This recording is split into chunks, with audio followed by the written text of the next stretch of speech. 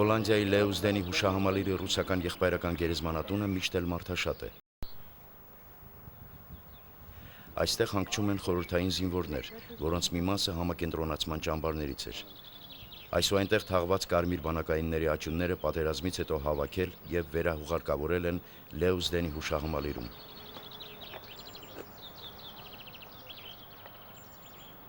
Ի տարբերություն Հունգարիայում սփռված գերեզմանակարերի բարձիթողի վիճակի, հոլանդական իշխանությունները մեծ խնամքով են պահպանում այս շիրիմները։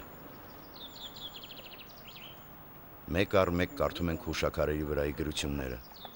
Տառասխալներն անգամ չեն խանգարում գտնել մեր հայրենակիցների շիրիմները։ Հարությունյան բաբկեր, Մարկոսյան համբարձում, Ավեջյան Հարութ, Բալաշյակ Արտավազդ, Պետրոսյան Կոյրում, Սախարյան Համայակ, Բիկտաղիրով Շնապարտ, Մեխարյան Մ, Ռուբեն, Հրաչիկ, Հայրապետ, Արենը,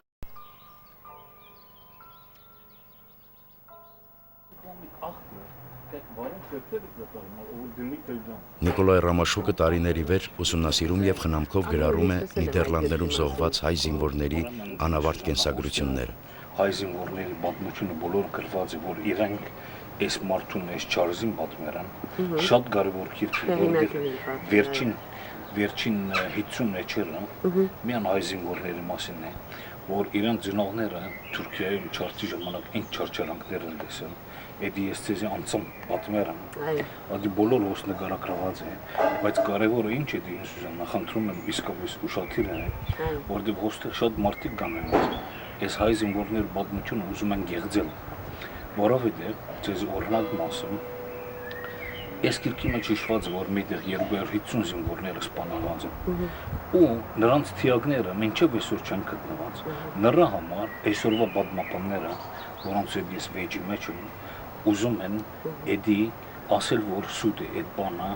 գոյություն չի ունեցել, որովհետև թիակները չեն գտնել։ Ես եւ աս Չարլզը եղել է պետական մարդ, շատ վստահելի մարդ, եւ զինվորներու հետ միշտ մոտորով եւ ինքը ուրիշ պասպորտներ ունեցել է իտալական եւ այլն։ Հայ զինվորների հետ ամենամոդիկ մարդ է եղել։ Բրիտանական զորքերի հետ ես պայմանավորվել էի, որ հայ ռազմագերիները զենք եւ զինամթերք կնախապատրաստեն եւ դիրքերում կսպասեն ազդանշանի, որ հայերն այդ զենքն ուղեն գերմանացիների դեմ, ապահովելով բրիտանացիների օդային հարձակումները։ Հուկ Ֆան Հոլանդ մարզը պետք է ազատագրվեր գերիալ հայերի եւ բրիտանական կանոնավոր բանակի համատեղ ուժերով։ Գործողության նշանաբանն էր Արարատ։ Գաղտնաբառը հաղորդեցի գումարտակի բժիշկ Աբրահամյանին։ Հայերն իրենց կյանքը վտանգելով զոր ու գիշեր զենք էին հայթայթում, գերմանացիների քթի տակ թաքցնում դրանք, պատրաստվում ճակատագրական այդ օրվան, սակայն անգլիացիները լռում էին։ Հայերը փորձում էին կապ հաստատել դաշնակիցների հետ, սակայն ապարդյուն։ 1944 թվականի մարտի 23-ին սկսվեց գերմանական դիրքերի ռմբակոծումը։ Հուսահատ հայերը խրամատների ճերմակ թաշկինակներ էին թափահարում, նշան անելով դաշնակիցներին, որ իրենք չեն կռվելու, սակայն իզուր։ Գերմանացիները, որ դիրքավորվել էին խրամատների երկայնքով, կրակ բացեցին նախ հայերի վրա։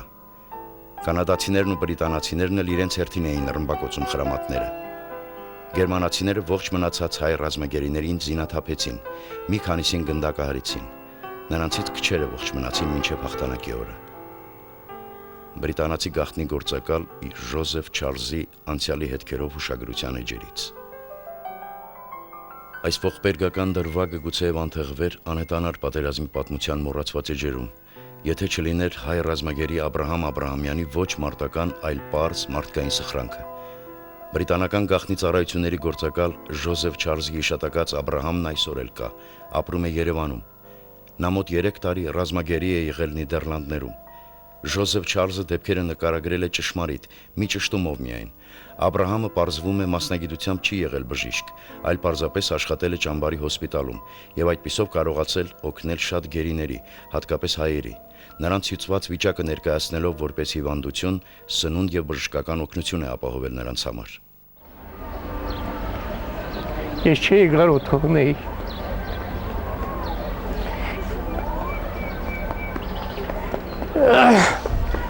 Ես պետք է օգնեի նրանց։ Այն պարտքն էր։ Այնտեղ երկուսը եկանոց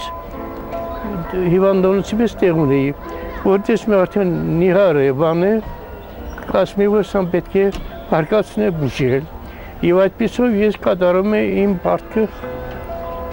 հայ նկար։ Հետագայում ես տեսել եմ Երևանում ընկերներից,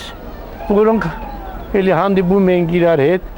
եւ այդպիսով եղավ մի մոմենտ, որ բոլորն էլ չկան, հեռացան, մահացան, գնացին, ես մնացի մենակ։ Եվ ես Հոլանդիայում գնացի հարցրի այդ մարդին, այդ որտեղ աշխատող ազնվորյան, թե որտեղ են գնդակարել։ Նա ինձ տարավ ցույց տվեց այդ տարածքը, ես այդտեղ պատրաստի գերեզման, հետո էլ տրվեց խաչքար, որտեղ գրված է այդ 7-ի անունները։ Հայ երիտասարդն ընդամենը կատարել է իր պարտքը։ Ընկերների գնդակահարության վայրում մի փայտե հուշատախտակ է դրել։ Անցել են տարիներ, եւ Միդելհարնիսի քաղաքապետարանն այստեղ հուշարձան է կառուցել։ Գնդակահարվել են Միդելհարնիսում, դաշնակից զորքերին միանալու փախուստի անհաջող փորձ կատարելիս, դեկտեմբերի 9, 1944։ Գրիշա, ինժեներ, Սաշա, ինժեներ, Հայրապետ, ուսանող, Վալոդյա, ինժեներ, Ժորա, ինժեներ, Հրաչիկ, ժուրնալիստ, Ռուբեն, ինժեներ։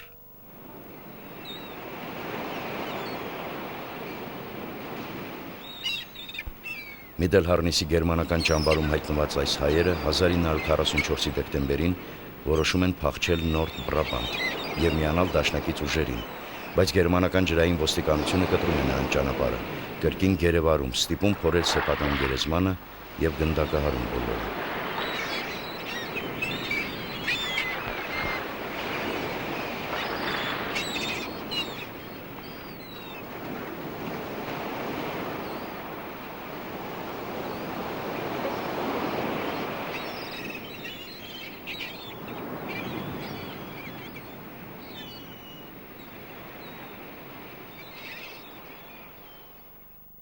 Ուշաքարի կողքին հոլանդահայերը փոքրիկ մի խաչքար են դրել,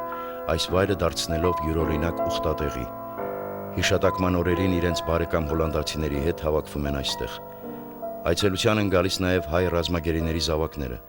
պատերազմի թողոբողում ծնված մարդիկ, որոնց մայրերը այն ժամանակ դեռատի հոլանդուիներ, սիրահարվել եւ գերմանացիներից գաղտնի ամուսնացել են հայ զինվորների հետ։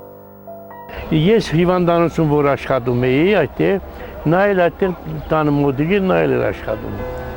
Եվ մենք ծանոթացանք, ամուսնացանք,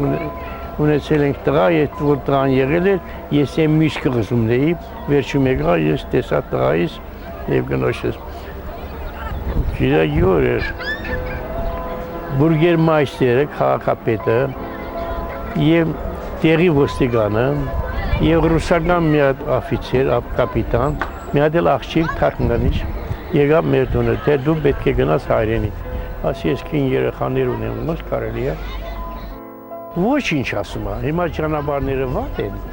Մենք կուղարկենք կնոջ ցել երեխան կմեծանա կուղարկենք։ 50 տարի հետո ես տեսա իմ տղայիս Դայհագի այրոպորտում դեր գցելու չկար մարդիկ ամբողջ հավաքվել էին։ Դիմավորեցինք մենք իմ տղայիս որպես հայ տղա ծնված Հոլանդիայում, ազգանունը Աբրահամյան։ Իր կինն էլ Աբրահամյան է գրվում, իր տղան էլ, իր աղջիկն էլ, բոլոր տերների վրա գրված է Աբրահամյան, իրաստաների տերն։ Զոհվածների հետ Հայաստանը կորցրել է նաև կենդանի մարդկանց, որոնք չէին նահատակվել ռազմաճակատներում կամ համակենտրոնացման ճամբարներում, բայց չէին էլ վերադարձել հայրենիք։ Նրանք մնացել, ապրել ու անեացել էին թշնամի ու հյուրընկալ ժողովուրդների պատահական ընտանիքներում։ Նրանց Առ այսօր անհայտ կենսագրությամբ հայերի նույնքան դառը ճակատագրով զավակներն էլ իրենց հերթին էին սփռվել աշխարհով մեկ, հանգրվանել Եվրոպայի տարբեր անկյուններում, մեծացել ու տարալուծվել արևմուտքի ազգերի խառնարանում, բայց պահպանել են հայկական ծագման աղոտ հուշը։ Հայկական արյան կանչը նրանց էլ հանգիստ չի տալիս, ստիպում է հիշել, փնտրել, պեղել, գտնել արմատնել, հայրական մասունքները, իրենց կյանք պարգևած տղամարդկանց ջնջված կյանքի պատառիկները։ Խորհրդային բանակի ռազմագերի Սամվել Հակոբյանի որդի Յան Հուկն իր հորը երբևէ չի տեսել։ Իր մայրն ու մորձնողները երբեք բառ անգամ չեն արտասանել կեռք թովտ խայր Հայաստանցու մասին։ Միակ խոսքը զրույցը եղել է, երբ արդեն 14-ամյա Յան Հուկի մայրը որոշել է երկրորդ անգամ ամուսնանալ, եւ նրա մոր ամուսինը կտրականապես հրաժարվել է որդեգրել օտարից ծնված տղային։ Tekst lopen onder beeld. Jan Hoek zoekt. Ja? En zij zeggen. Եվ այդ եւ հետագա տարիներին ես մշտապես նկատում էի, որ շրջապատում արամարանքով էին ընդունում ինձ։ Միշտ ամաչել են, որ ապօրինի ծնունդ եմ։ Ընտանեկան բոլոր լուսանկարները, որոնցում հայրս էլ կար եւ բոլոր տվյալները ոչնչացվել էին։ Մայրս ինձ միայն ասաց, որ հայրս հայ է, ծնված 1925 թվականին, գերի է եղել, հետո ծառայել է 812-րդ գումարտակում Աուտդորփ գյուղի մոտ։ Երբ ես 50 տարեկան դարձա, հոգեպես շատ ճնշված է եւ անգամ հիվանդացա։ Հավանաբար իմ անցյալի բարդույթներն էին անհանգստացնում ինձ։ Ես սկսեցի փնտրել հորս, նամակներ ուղարկեցի տարբեր հեռուստաընկերություններ, դիմեցի Ռուսաստանի պաշտոնատարներին, հայկական թերթերում հայտարարություններ զետեղեցի։ Վերջապես մի կին արձագանքեց, ասելով, որ իմ հորաքույրն է, ու նամակագրություն սկսվեց։ Հորաքրոջս աղջիկն ամեն տարի գալիս է Հոլանդիա։ Հայրս վաղուց արդեն ողջ չէ։ Հետաքրքիրն այն է, որ ոչ ես, ոչ էլ հորաքրոջս ընտանիքը որևէ ապացույց, նկար կամ փաստաթուղթ չունենք, որպեսզի երկու կողմերս էլ համոզվենք, որ իրոք հարազատներ ենք։ Սակայն անցած տարիների ընթացքում ես այնքան եմ երազել հայր, բարեկամներ եւ ընտանիք ունենալ, որ այժմ ուրախ եմ, որ Հայաստանում հայրական օջախ ունեմ։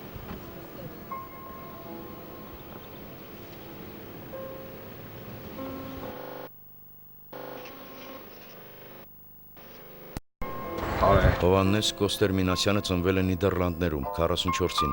եւ մինչեւ 15 տարեկան դառնալը գրեթե ոչինչ չի լսել իր հոր մասին։ Մայրը լռում էր, որովհետեւ համոզված էր, թե իր սիրելի տղամարդը խաբել ու լքել է իրեն։ Հովհաննեսի մայրը չգիտեր, որ իր ամուսնու հանգրվանը վաղուց Սիբիրն էր դարձել։ Ik heb me dikwijls afgevraagd wat mijn vader zou denken. 40 տարեկանում որոշեցի փնտրել հորս։ Մտածում էի գուցե հայրս էլ կցանկանա, որ գտնեմ իրեն։ Երկար փնտրեցի, բայց ապարդյուն։ 90 թվականին հայրենիքի ձայնթերթում իմ հայ ընկերների օգնությամբ զետեղեցի լուսանկարներ ու հոդված։ Եվ շուտով ստացա այնքան սպասված արձագանքը, որը եւ ուրախալի էր, եւ ցավալի։ Հայրս արդեն վախճանվել էր, սակայն ընտանիքին պատմել էր մեր մասին։ Որ եղբայրս, երկու քույրերս, Մինասյանների ողջ Գերդաստանը ջերմ ու հարազատի պես ընդունեցին ինձ, հանձնեցին մի քանի բանաստեղծություններ, որոնք հայրս գրել էր Սիբիրում աքսորի տարիներին։ Երբ տուն բնդնեք, էս տանը չկամ, դուք լաչ չլինեք, իսկ երբ չնամին, թե ինձ հացնե, խասեք էս չկամ, եւ լաչ չլինինեք։ Ես վստահ եմ, որ հայրս մինչև իր կյանքի վերջը սիրել է մորս։ Ես գտա իմ ընտանիքի անդամներին։ Ես հայի զավակ եմ։ Կարապետ Սարոյան Ֆանդենդուլը նույնպես ծնվել է 44-ին։ Նրանց տանը նույնպես ընդունված չի եղել խոսել իր օտարազգի հոր մասին։ Ռազմագերու եւ երիտասարդ հոլանդու ռոմանտիկ սիրո պատմությունը Ֆանդենդուլների Գերդաստանում համարվել է ամոթալի եւ արգելված թեմա։ Հայրս Կարապետ Սարոյանը Եղեգնաձորից էր։ Պատերազմի սկզբին զորակոչվել էր բանակ ու գերի ընկել։ 43-44 թվականներին գերմանացիները մի մեծ խումբ հայերի ու նաև հորս քշել են Հոլանդիայի Սոմեսդայք բնակավայր։ Այստեղ նրան հաջողվել է փախուստի դիմել ու թաքնվել։ Հենց այդ գյուղակում էլ հանդիպել ու սիրահարվել է մորս։ Ես ընդամենը մի քանի ամսական եմ եղել, երբ հայրս որպես ռազմագերի ենթարկվելով այն ժամանակվա կապիտուլյացիայի օրենքներին վերադարձել է Հայաստան։ Խորհրդային միությունը փակ երկիր էր, այնտեղից հնարավոր չէր դուրս գալ։ Ուստիև հայրս Հայաստանում նոր ընտանիք կազմեց ու հետագայում իր 8 երեխաներին պատմեց, որ Հոլանդիայում նույնպես որդի ունի։ Եվ երբ ես պատրաստվում էի շարունակել փնտրտուքը, մի նամակ ստացանք Հայաստանից, իմ խորտ քրոջից, որը փնտրել էր ինձ։ Հայրս արդեն վախճանվել էր։ Իմ բոլոր քույր ու եղբայրներին գտա ու մի քանի անգամ հավաքվեցինք Երևանում, Թբիլիսիում, Հոլանդիայում։ Միդելհարնիցի Կորինա Ֆանտիլոն առ այսօր փնտրում է իր պապին, որը հայ զինվոր է եղել, հավանաբար Մակար Պողոսյան անունով։ Երկրորդ համաշխարհայինի տարիներին Ռեյխի 812-րդ հայկական հետևակային գումարտակի 3-րդ վաշտի կազմում ծառայել է Նիդերլանդներում։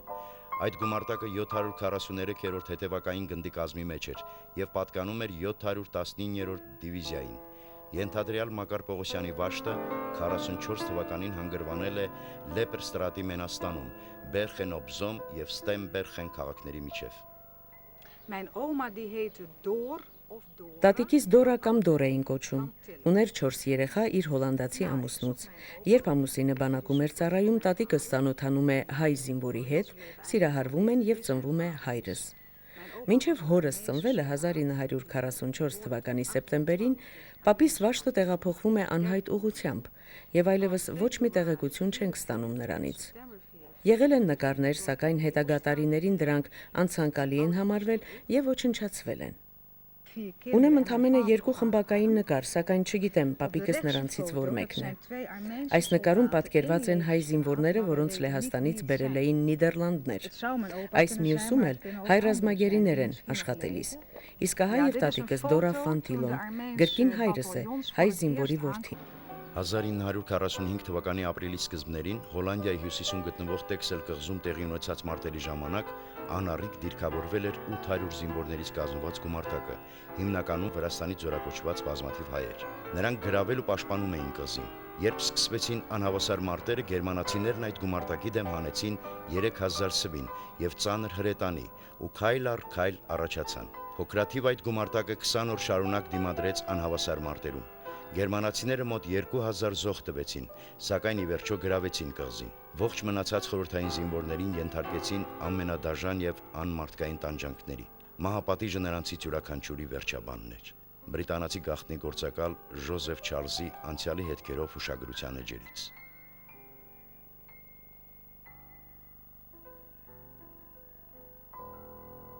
Ռեուֆերն այսօր մեծահարուստ տարեցների գյուղաքաղաք է Հոլանդիայի եւ Գերմանիայի սահմանագծին։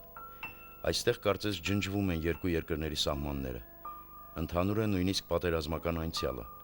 որը սահմանի յուրաքանչյուր կողմում առանձնահատուկ հուշեր է արթնացնում։ Վինսենթը տասնյակ տարիներ մտովի այն 4 հայերի հետ է, որոնց կողքին տառապալից օրեր է անցկացրել ընդամենը 1 ամիս։ Ունի խունացած լուսանկարներ եւ տասնամյակներ շարունակ մեծ երկյուղացության պահում պահպանում է իր երիտասարդ օրերի այդ մասունքները։ Տեքսելում եւ Հոլանդիայի մյուս եղբայրական գերեզմանատներում բազմիցս փորձել է գտնել նրանց շիրիմները, սակայն ապարդյուն, ու որոշել է գրել այս ամենի մասին, որ չմոռանա։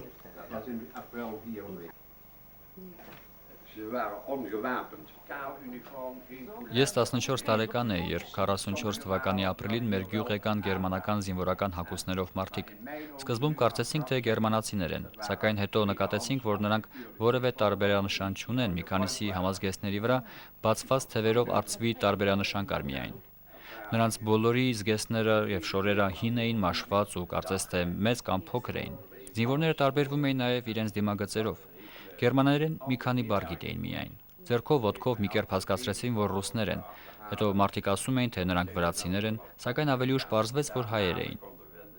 Նրանց տեղավորեցին ահա այս շենքում, որը դպրոց էր։ Նրանք հիմնականում պահակայիններ էին կամ էլ կարտոֆիլի դաշտում էին աշխատում։ Այդպես մենք ծանոթացանք 4 հայերի հետ։ Սա իմ հայրական տունն է։ Այդ 4 հայերը համարյա ամեն օր գալիս էին մեր տուն, մեզ հետ նստում։ Փորձում ենք զրուցել ու չնայած նրանք գերմանացիների մոտ էին ծառայում եւ նույնը մեզ համար նրանք ռուսներ էին։ Այդպես ես, դեռևս պատանի, ճանաչեցի հայերին, ընկերասեր ու հաճելի այդ մարդկանց։ Մենք նրանց հեծանիվ քշել սովորեցրինք։ Նրանք հաճախ այցելում էին գյուղի մարդաշատ վայրերը, գարեջուր խմում եւ զրույցի բռնվում տեղացիների հետ։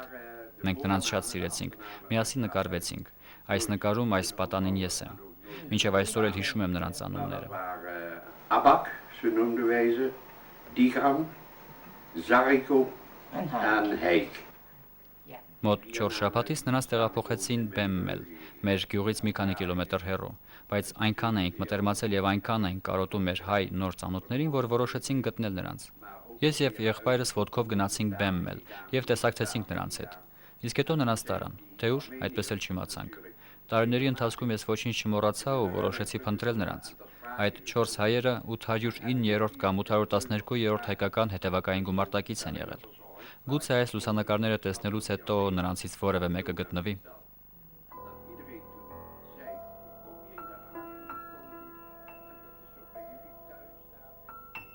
Նիդերլանդներ, Ամբրսվորդ։ Այստեղի թանգարան հուշահամալիրի տարածքում ժամանակին եղել է համակենտրոնացման ճամբար, որտեղ գերիների կուտակումը սկսվել է 1941 թվականից։ Այս ճամբարն ամենադաժանն ու ամենամեծն է եղել Նիդերլանդների համակենտրոնացման ճամբարների շարքում։ Տիկին Աննեմիկ Լիթլ Ջոնը ծնվել եւ մեծացել է այս տանը, որը պատերազմի տարիներին գերմանացիները դարձրել էին զորանոց։ Աննեմիկը փոքրիկ աղջիկ էր, սակայն շատ լավ հիշում է այդ տարիները եւ այն, ինչ պատերազմի մասին պատմում էին մեծերը։ Իսկ այժմ երկրորդ համաշխարհայինի փաստագրությամբ է զբաղվում։ Toen hebben ze hier dus een grote kuil gegraven. Այս աշտարակը, զանգը եւ թանգարանում պահվող ցուցանմուշները 60-ամյա ողբերգության լուր վկաներն են։ Խորհրդային զինվորների առաջին խմբականակը, որ գերի էր ընկել 1941 թվականի սեպտեմբերին եւ քշվել էր Հոլանդիա, երկշաբաթյա անոթի տանջալից ճամփորդությունից հետո բերվեց Ամերսվորդ։ Քաղաքի բնակիչները հյուծված, վիրավոր ու սոված ռազմագերիների տեսքից սարսափած փորձում էին ջուր, միրգ, ուտելիք տալ նրանց, սակայն գերմանացիները թույլ չէին տալիս։ 4000 ռազմագերիներից շատերը ճամբարային ահավոր պայմաններում հենց առաջին 2-3 ամիսների ընթացքում սովամահ եղան։ 42 թվականի ապրիլի 9-ին գերմանացիները սկսեցին հաշվեհարդար տեսնել գերիների հետ։ 77 խորհրդային զինվորների խմբերով 400 հոգի գնդակահարեցին։ Դիերը ծածկեցին հողով, հետքերը մաքրելու եւ մոռացության տալու համար։ Մնացած գերիները հետագայում ծանր աշխատանքից եւ սովից հյուծվեցին ու վախճանվեցին։ Տիկին Աննեմիկ Լիթլ Ջոնը պատահական զուգադիպությամբ որպես ականատես մտապահել է 4 գնդակահարված հայի եղբայրական գերեզմանի տեղը։ Այդ 4 անանուն հայերի վերջին հայացքը դաջվել մնացել է այս տարեց Հոլանդուհու մանկական հուշերում։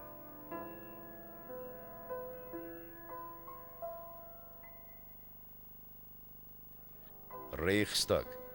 Այս շենքի վրա ֆաշիստական կեռախաչով ծածանվող դրոշը տարիներ շարունակ աղ ու սարսափ էր սփռում ողջ աշխարհում։ Ետպատերազմյան վերականգնվող Բերլինը ոչ միայն քաղաքաշինական, այլև հոգեբանական մեծ երկընտրանքի առջև էր։ Հիմնահատակ ավերված քաղաքը վերականգնել, սրբել մաքրելով դժնդակ պատերազմը հիշեցնող ամեն ինչ, թե սերունդներին ի ցույց պահել ֆաշիստների կործանված խորհրդանիշը, ավերված Ռեյխստագը։ Որոշվեց, որ շենքի մի մասը կմնա այնպես, ինչպես կար հաղթանակի օրը, որպես լուռ վկա տանուլ տված պատերազմի։ Շենքի ծածկը նորոգվեց, իսկ մյուս հատվածում վերակառուցվեց դահլիճը, որտեղ այժմ իր նիստերն ու ժողովներն է գումարում Գերմանիայի բարձրագույն օրենսդիր օրգանը՝ Բունդեսթագը։ Այսպիսի խաղաղ հարևանությամբ ապրում են ծանր ու ամոթալի ֆաշիստական անցյալն ու ժողովրդավարական Գերմանիայի ծաղկուններ կան։ Ուշադիր կարդան գնդակներից ծակծկված ռմբակոծություններից կիսավեր պատերի վրայի գրությունները։ Այստեղ եղել են նաև հայ ռազմիկներ։ Նաև հայ զինվորն է աշխարհը փրկել ֆաշիզմից։ Նաև հայ ժողովուրդն է 20-րդ դարի ազատարարների ու հաղթողների շարքում։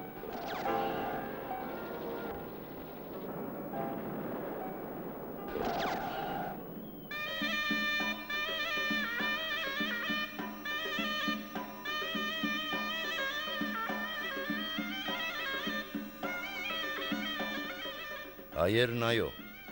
քոչարի են ապրել պարտված Բերլինում։ Սա սնապարծ մարդկանց լեգենդ չէ։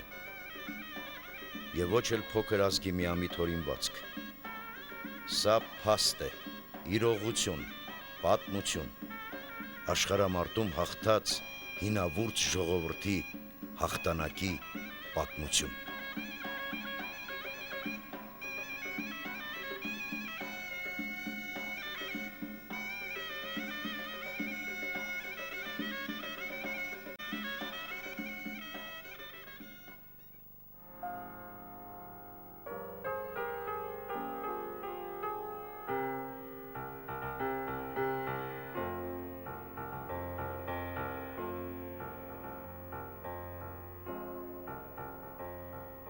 Ազատությունը պարտավորեցնում է։